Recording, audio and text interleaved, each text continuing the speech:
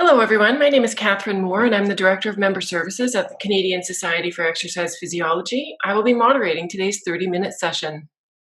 During today's session, we will be discussing the COVID-19 telehealth liability and business insurance considerations. You will hear brief statements from BMS Canada Risk Services and Gowling WLG on this topic. Following that, we will be asking BMS and Gowling questions that we have received from our members over the past few days and weeks. Please note, we won't be taking any questions live from attendees during this webinar. However, at the end of the session, I will share more information on who to contact with additional questions. In addition, we will be recording today's webinar and it will be made available on CSEP's channels. I would now like to introduce our speakers. Maggie Green is the Manager and Director of BMS Canada Risk Services, a specialist insurance brokerage that works exclusively with CSEP and more than 70 associations and member-driven organizations across the country. BMS continue to work closely with its various partners and stakeholders, including CSEP, particularly during this time, to bring members information in relation to COVID-19 and the CSEP Liability Insurance Program. Andrew McKenna is a partner in Gowling WLG's Ottawa office. Andrew's practice focuses on medical defense litigation and health law. As counsel for healthcare professionals in both civil and regulatory matters, Andrew has appeared in all levels of court in Ontario, as well as in discipline committee matters, hospital board proceedings, and before various other administrative tribunals. I will now turn the session over to Maggie and Andrew. Thanks, Catherine, and thank you to everyone for taking the time to view this webinar during what is a complex and challenging situation. Whether you're a business owner, employee, or self-employed, there's uncertainty and transition. And while there is an overwhelming amount of information, we wanted to provide further insight and context as it relates to your liability and business coverage, as well as changes and shifting exposures facing professionals, including exercise professionals, such as potential transmission and privacy in cyber as we utilize technology and telehealth to deliver our services. We have directly engaged with thousands of healthcare professionals in the past few weeks, many having unique circumstances and questions. We appreciate your inquiries and are actively working to obtain and share the latest information with you as it becomes available through a range of resources. This situation has already seen new coverage-related questions being posed. There are definitions and policy wordings that are being challenged in ways they never have been before, and through claims being brought forward in the coming months and challenged in court, we expect to see new precedents set. For example, can a virus be deemed to inflict physical damage on a premises? Or am I covered in the event of a complaint or legal action taken against me if a client alleges I infected them with the virus while working with them? We recently shared a coverage position statement providing further insight and feedback on key coverage areas, including business interruption, professional liability, and commercial general liability insurance. We strongly encourage you to read this document. This webinar will provide further insight and context, particularly in relation to telehealth and your coverage through the CSEP insurance program based on what we know today. Unfortunately, we are unable to provide broad, definitive answers on coverage in this forum, given the unique differences in each claim. These will ultimately play themselves out as claims arise. We will, however, provide our interpretation and an overview to a variety of areas where exercise physiologists, personal trainers, and other healthcare professionals are seeking feedback. As the broker, BMS Canada does not adjudicate or determine claims. That is up to the insurer. Each claim will be assessed on its own merit based on the specific facts of the situation. We have created an internal task force to monitor the situation and to review all responses from insurers on both claims and potential coverage situations as their traditional delivery of care transitions in this new environment. As the situation continues to evolve, we will continue to create further resources to bring you this information. We also strongly recommend that you frequently visit the government and your association's websites for important notices and updates as it relates to your practice. For those of you who are dual practitioners and may be regulated, please check your college's website for further information as well. Thank you.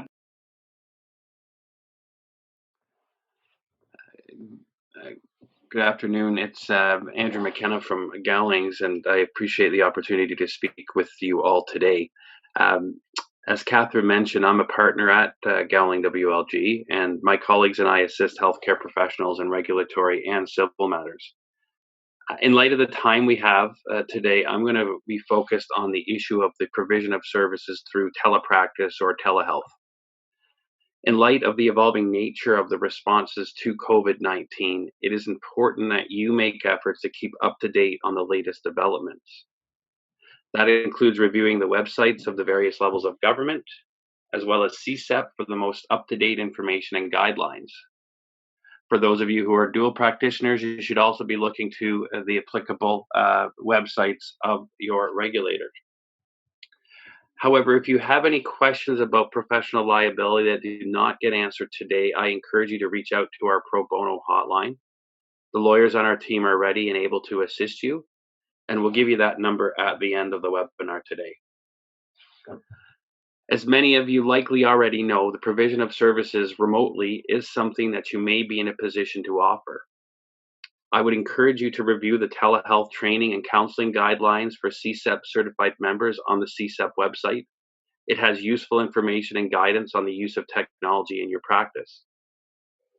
I can also point you to the resources available on the various college websites across the country that provide guidance on telehealth training and counseling. Any resources that you do review will tell you that there are a number of things you need to think about when offering services remotely. I appreciate that the current environment may lead you to want to jump in and start offering your services remotely in order to ensure your clients are receiving the services they need, or to try and mitigate the impact it's having on your business. However, you need to ensure that if you're going to start offering services to clients electronically, that you are doing so in a way that does not run afoul of the guidelines that are applicable to you. You cannot assume that simply because of the extraordinary nature of the situation, that your regulator, if applicable, or the privacy commissioner in your province is going to be flexible or turn a blind eye if you do not follow the applicable standards and guidelines. You also need to ensure that the steps you take minimize or reduce the risk of civil liability. In terms of what you should be thinking about if you are considering offering services remotely, or if you are at this moment and just wish to have a refresher, I'm going to highlight a few of them. But this list is certainly not exhaustive. The first thing you should be thinking about when you are considering offering electronic services is whether you're permitted to do so in this current environment. Most provinces, if not all, now have a direction that you're not permitted to provide non-essential services in person. But there is in most jurisdictions an ability to do so remotely. So you need to check to make sure you're not in contravention of any direction from the government. In the event that you can provide services remotely, then you need to ask yourself whether the services you wish to provide are appropriate for your client. You have an accountability to make sure your decisions are always in your client's best interest and aligned with your client's expectations of care. The thing you should consider is whether there are any physical, cognitive, or sensory deficits that may make the delivery of services unsafe or ineffective. What kinds of services does your client need? Are you able to provide these services in the absence of an in-person meeting? Do you have the skills and training to be able to provide services electronically? And I'm not talking about your skills as an exercise physiologist. I'm talking about your skills in terms of using the technology. Is your client able to provide you with informed consent? Does the client understand that there are limitations to what you may be able to offer remotely? Does the client have access to someone physically present in their location that can assist them if they need it? Do you have the necessary technology to carry out the services you want to offer? Does your client have the necessary technology? Is the technology you're using secure? Can it maintain privacy? Are you located somewhere where you can maintain the client's privacy while you're speaking with them? Do you have a backup plan if you lose the connection or otherwise unable to complete your session? Is the technology you're using compliant with the applicable privacy legislation in your jurisdiction? Is it in compliance with the guidelines from CSEP? And if applicable, is it in compliance with the guidelines from your regulator? Ultimately, you need to be confident that the manner in which you provide these services is at the same level as it would be if you were doing so face to face. If you believe that the level of service would be below what you could offer face to face, then you need to ask yourself whether it is something you should be doing remotely. Hopefully, I will be able to answer some of the questions that have come up in more detail and highlight some of these things I've already touched upon as we go through this. Thank you. Thank you, Maggie and Andrew. I'll move on now with some of the questions we've received in the last few days and weeks. The first is directed at Maggie for BMS. Two scenarios many exercise professionals are currently facing are, one, being deployed to other activities that are not usually part of their day-to-day services, and two, transitioning to telehealth. Does the CSEP professional liability insurance cover our members during these situations? Thanks, Catherine. We have had quite a bit of dialogue with regulators in relation to the regulated health professionals, such as kinesiologists, being redeployed to provide services that they may not normally provide to assist during this time. With any activity, it's expected that you would only deliver services that are within your scope of practice, and that you would complete any appropriate training prior to providing these services so that you can conduct them safely. The professional liability insurance policy that you have through CSEP is written in a way that covers you as an insured as long as you're acting within your scope of practice.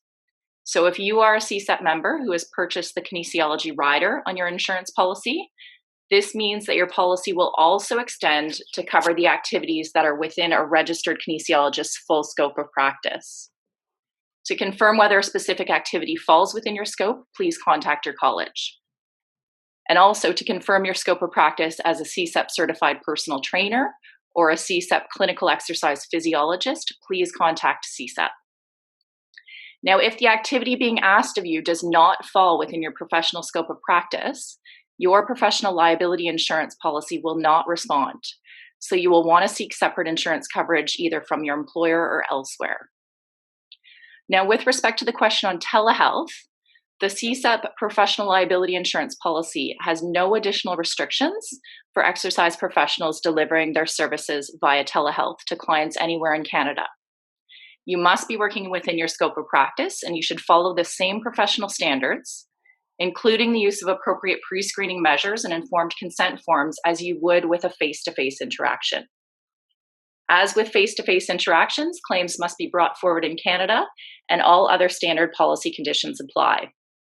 But there are also additional considerations if you are utilizing technology that Andrew will provide more detail on later in the presentation. You can also refer to resources like the Remote Training Guideline and the Virtual Healthcare Services Ensuring Continuity of Care article, which are available on the CSEP website. Through the transition from face-to-face service delivery to remote practice, unfortunately, there may be increased exposure relating to cyber liability. Ensure to take at a minimum basic risk mitigation practices, which can include encrypting all your devices, including your USBs, paying close attention to phishing emails, such as those asking you to click on a link or to transfer money, ensuring that your devices are up to date on their antivirus protection, and trying to avoid using public Wi-Fi, as well as having cyber liability insurance. There is a comprehensive cybersecurity and privacy liability product that is available to CSEP members.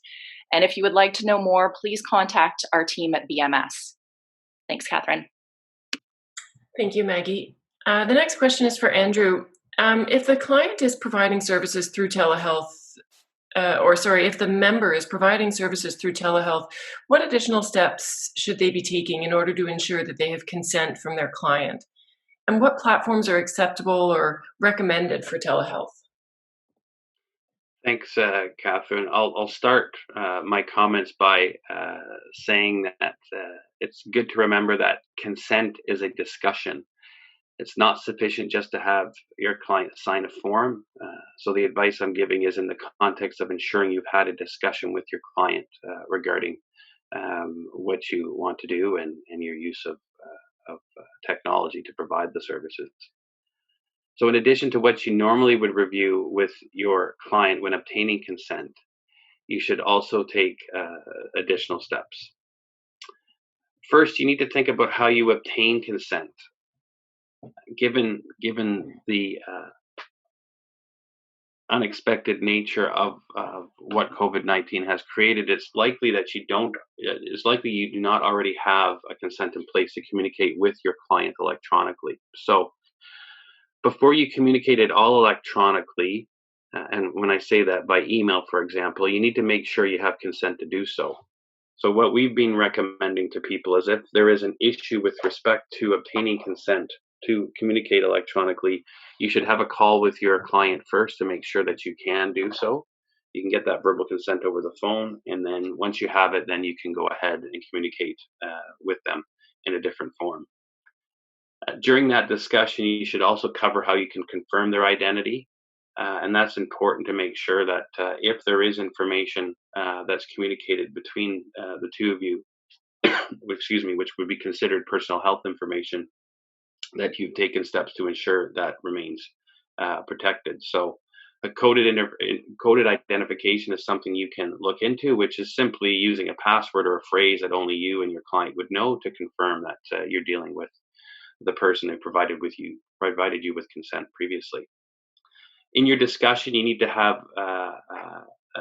cover the appropriateness and advantages of doing so remotely, but you also need to discuss the risks, which include insufficiencies related to video conferencing, including misunderstandings due to lack of visual clues and technology failure. You also need to consider, if applicable, whether there's reasonable alternative service options available. And I appreciate that at this stage, that may not be possible in terms of alternative service options, but you still need to consider that. You need to consider and discuss the privacy limitations related to the technology you're using, including the fact that it's possible those communications could be intercepted, and any limitations you're aware of in using the particular platform you're using. Ideally, you're going to have all of that set out in a written consent the client signs, and that can be done by having the client sign and scan the document to you. However, if verbal consent is the only way you can get consent, that's acceptable as long as it's documented and you've gone through all of the things which I've touched upon. In terms of platforms that are acceptable, my comments are going to be focused on video. I can appreciate that phone may be the only option for some, and if that's the case, you obviously need to make sure, first and foremost, that you are dealing with the person who has provided you with consent and is your client. So I would go back to my comments regarding having some sort of coded identification in place. But with respect to video, it really is client dependent. I'm not here to recommend one platform over another. There are lots of platforms out there which are suitable for the purposes of providing services to your clients. Some of the things you should be looking for is what the focus of the platform is. There are certainly programs and platforms that are geared towards the healthcare field, and they typically are a bit more sensitive to the issues that are particular to healthcare professionals. And I'm not saying that there's any one better than the other, but certainly that's one benefit of looking that way. You want to make sure that whatever platform you're using has a connection which is encrypted and secure so that you can maintain privacy and confidentiality. And you need to look at how reliable it is. And it may require you to do some digging in terms of the reputation of the platform, the reviews that it's received in terms of its reliability. If your employer already uses a platform for telehealth, then you need to ensure that you have made inquiries, that your use of it meets the expectations and guidelines applicable to you. the interests of your employer may be a little different than yours in terms of professional regulations. So you just make sure you do your due diligence. Common platforms that are available to the general public at no cost may not have the same security features that the platforms that you have to pay for have. And there's no prohibition in using those platforms. It simply means you need to do your due diligence in looking at them. I do note that CSEP has a link to a list of different platforms that are available, and those are in the guidelines I mentioned at the outset of this webinar. And I think CSEP has made it clear they're not recommending one over another. They're simply pointing out what's available. So there is a place for you to start if you are looking to do this. These services typically cost money, which is no surprise, but you do get additional security and the other things that you need to be concerned about. Whatever service you ultimately choose, you should make inquiries and ask questions about security. And the platform providers are more than happy to provide you with that information to ensure that you can make an informed choice. You need to ensure that whatever you're choosing protects confidentiality at your end as well as your client's computer. And then whatever limitations there may be in using that platform, you need to communicate that to your client in the consent discussion that you have. Thanks. Thank you, Andrew. I'll go back to Maggie now with 2 questions. This is directly from the member, the CSEP member. If my earnings are negatively impacted by this and I'm required to stop working, do I have coverage under my professional liability policy? And if I infect a client without knowing I have COVID-19, will my liability insurance protect me? Great questions. Thank you for that. So the first one with respect to having to stop working, there is a loss of earnings endorsement on the CSEP policy. However, this is only for when you're having to defend yourself against a professional liability insurance claim. So it's not applicable in this circumstance. This could be triggered, for example, if you have to attend court to defend yourself in a lawsuit that's been brought against you. And to do so, you have to take time off work. So in that situation, you could claim up to $750 per day under the loss of earnings section of the policy. So unfortunately, no, the professional liability insurance policy is not intended for this circumstance. The second question on transmission. This is a question that we are hearing across a lot of different programs from health professionals because of the nature of the services that you are providing. And there are 2 different scenarios where your liability coverage may respond. So the first is if you unknowingly infect a client while you're working with them in a professional capacity. And this scenario might be covered under your professional liability insurance policy. This type of policy is intended to protect you against liability or allegations of liability for injury or damages that have resulted from a negligent act, error, omission, or malpractice that has arisen out of your professional capacity as an exercise professional, or if a complaint is made against you to your college, for those of you who have purchased the kinesiologist coverage. So your professional liability insurance policy protects you by ensuring that your legal defense is coordinated and paid for if a claim is made against you. And this policy also covers the cost of client compensation or damages. We've taken a look at the wording, and there are no exclusions related to transmission of a virus or disease from the insured, so from you, during delivery of your professional services, except for circumstances involving alleged or actual abuse. However, there are also standard exclusions relating to claims arising out of or attributable to any dishonest, fraudulent, or criminal act. Please use your judgment if you are still delivering care and specifically if you feel unwell. We're also recommending that all health professionals pay close attention to the communication coming from CSEP and the college if appropriate, and also from the provincial government's health or medical officer in relation to these circumstances. The second scenario would be if someone contracted COVID-19 while on your premises, such as in a waiting room. Now, given the circumstances we're in now, this is unlikely as gyms and other fitness facilities are closed. But prior to closure, if a third party, like a family member, was accompanying your client and they alleged that they contracted COVID-19 from having touched something in your waiting room, for instance, in that scenario, it's possible that your commercial general liability policy, which is included along with your professional liability insurance on the CSEP program, it's possible that this could respond. Commercial general liability insurance is designed to protect against third-party bodily injury and property damage claims. The definition of bodily injury includes disease and could, in limited circumstance, trigger coverage in relation to COVID-19. The insurers have noted that in order for the CGL, your commercial general liability policy, to respond in the present circumstances, there would have to be allegations of bodily injury, property damage, or personal injury claimed by this third party arising from your handling of the COVID-19 pandemic. There are standard limitations that also need to be taken into consideration, pollution being a common exclusion across commercial general liability policies.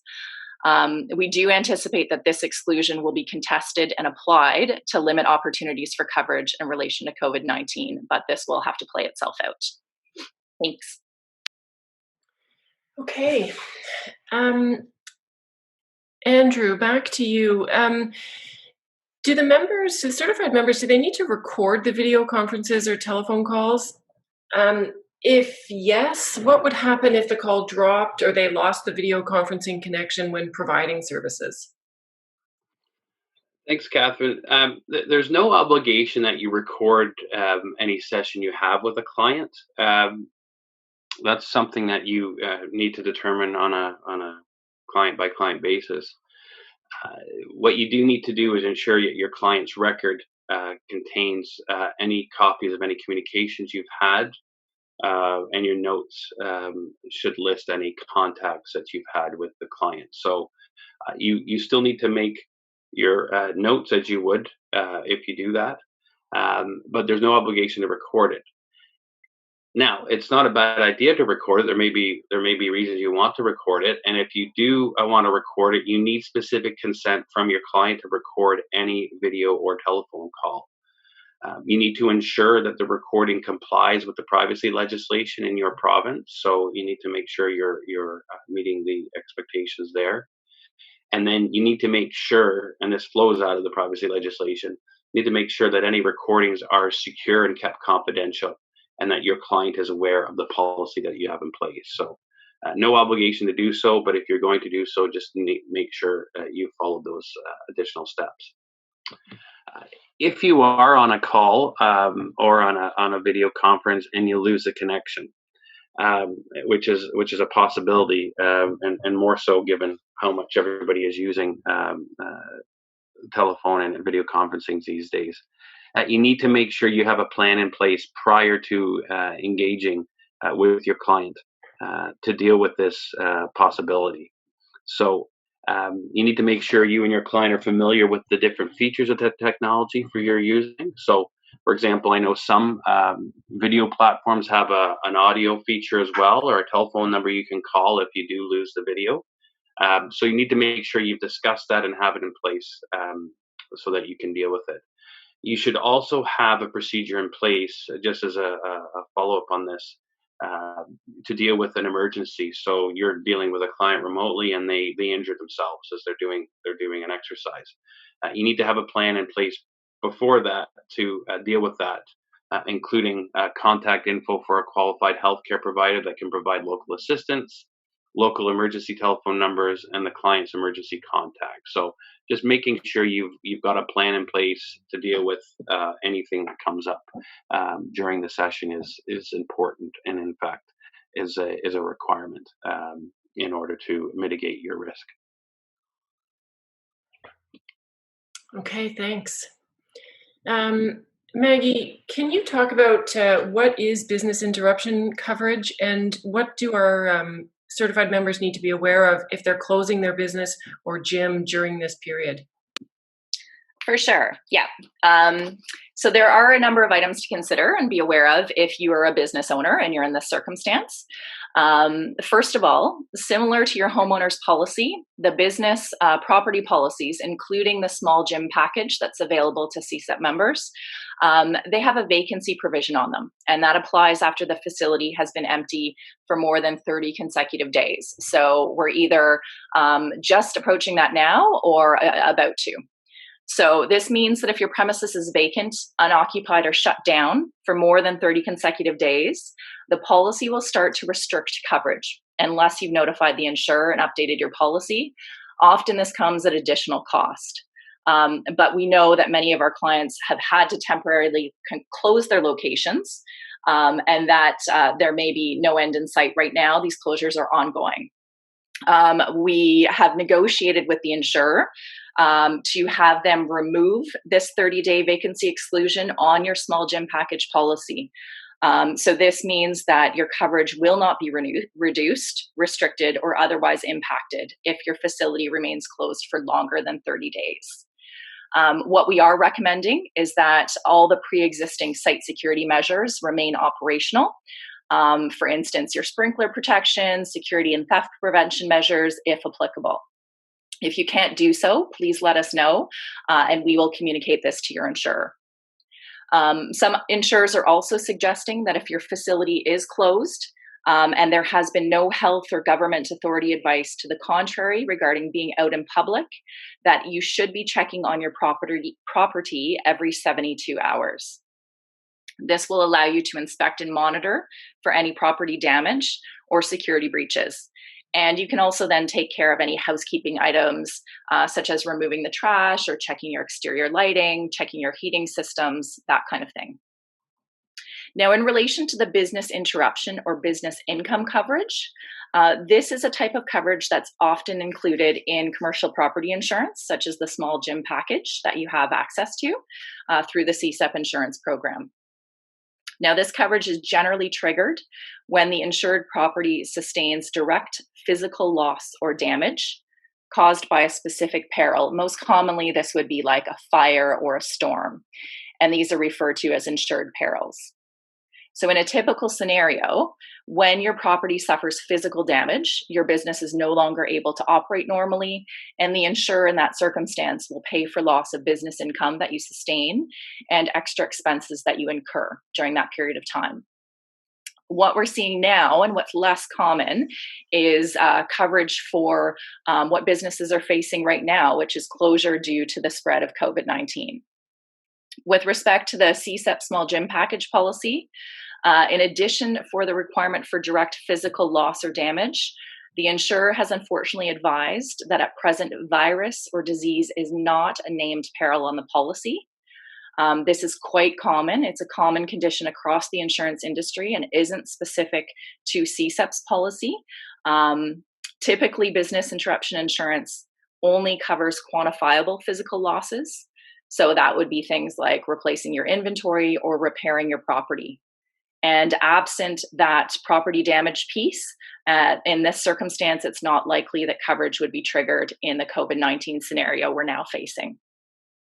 Now, because this is the case more broadly, the government has introduced measures including a 75% wage subsidy and support to businesses that have lost 15% of their revenue as a result of the COVID-19 pandemic.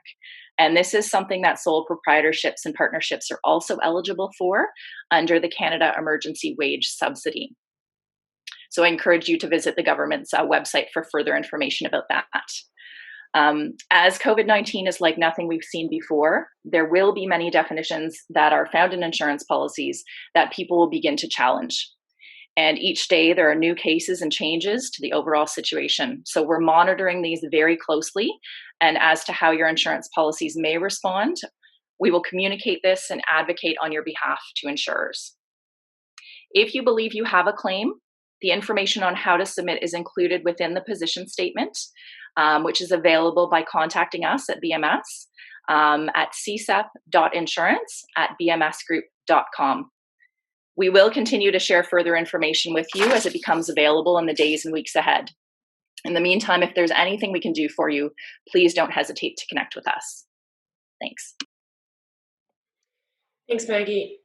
Andrew, finally, 2 questions for you. These are directly from our membership. The first is, can I record my own fitness sessions and make them available through social media? In this case, presumably I have not pre-screened anybody. And secondly, can I send my client videos of exercises for them to perform on their own time? And if yes, would I be liable if they hurt themselves while executing these exercises? Thanks, Catherine. So I'll speak to these questions in terms of potential liability. From the insurance perspective, I'll communicate what I believe the position of the insurer is, but Maggie can certainly jump in as well. So, in terms of recording your own fitness sessions and making them available to through social media, uh, I'll speak to potential liability if you do that. Um, there is certainly risk in doing that. Certainly, if you're not pre-screening, then the client, then you have no idea who is going to be following your video. So if you planned to do this, you would need to make sure that there was a clear disclaimer and warnings that accompanied the video that you were producing. Um, Having said that, even in the presence of a clear disclaimer and warnings, if somebody gets injured while following a video that you've produced, then there's a good possibility that they're going to seek damages from you. And Because you didn't pre-screen them and you simply sent this out, then a court would be looking at um, what steps you took to ensure that this video that you did was appropriate for the people that chose it, and what did you do to mitigate that risk. So um, it's something that you potentially could do if you chose to do so, but I would say there's a lot of risk in doing that. From the insurance coverage perspective, my understanding is that there may not be coverage in circumstances where you're not able to carry out appropriate pre-screening measures, such as the CSEP Get Active questionnaire or other evidence-informed pre-screening tools. So um, you may begin and end your inquiry at the insurance question because it may not be something that's covered by your policy. Um, so the second question was with respect to providing your client with an exercise video for them to perform on their own time, and I don't see this as being any different than you providing your client an exercise program when you meet with them face to face for them to do on their own time. The one thing you should be aware of is that if you are providing it by video, then there's going to be a record of how you performed the exercise and how you showed the client how to do that. If you did it face to face in a meeting, then obviously, if there's a misunderstanding, then you've got to go based on what you say you described the exercise as and what the client perceived the exercise as being. With video evidence, that clears up a lot of the ambiguity. So you want to make sure you take care, if you're doing a video, that you are performing the exercises appropriately, and that there would be no room for misinterpretation on how to do that. So that if an injury does occur, um, uh, that you have something to go back to and say, well, this is how I described the exercise and how I asked the client to perform it. And then the usual warnings, disclaimers that you would provide to your client if you were telling them to do exercises at home would apply here, making sure that it's appropriate for them to do the exercise, and making sure you've given them enough direction on how to do it and what they should do if they run into any problems. So um, those are the steps and the things you need to think about. Again, from the insurance perspective, and I'll let Maggie chime in here, but my understanding is that your policy should provide coverage if a claim did come forward based on you providing an exercise video to your client, assuming that it was within the scope of your practice and that you were following the professional standards that are applicable to you. Yeah, I'll just jump in here, Andrew, to confirm that that is correct. And with respect to the other scenario, you mentioned you're not able to conduct those pre-screening measures if you are recording fitness sessions and making them more widely available through social media rather than to your individual clients. And so, in that circumstance, exactly as you noted, the policy would not extend to cover that service delivery because you haven't carried out the appropriate pre-screening measures. So that CSEP Get Active questionnaire or other evidence-informed pre-screening tools. So that's exactly correct with respect to the insurance coverage position. Okay, thanks. Okay, thanks both of you. This concludes this info session, COVID-19 telehealth liability and business insurance considerations. If there are any other questions you'd like to ask about this topic, please email them to our CSEP team at memberships@csep.ca. If you have questions for BMS, please email csep.insurance@bmsgroup.com. I'd like to take this final moment to sincerely thank Maggie and Andrew for today's session. I hope each of you listening today found value in this session and can make use of this information during this challenging time. Thank you.